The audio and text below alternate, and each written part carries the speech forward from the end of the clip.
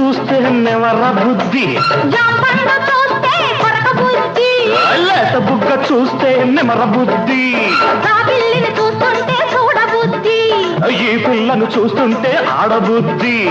ఎందుకీ పాడబుద్ధి, అందుకే తన్నబుద్ధి. బుద్ధి మంచిదే పిల్ల వయసు చెడ్డది, వయసు ముదిరితే పిల్ల పెళ్లి చెడ్డది.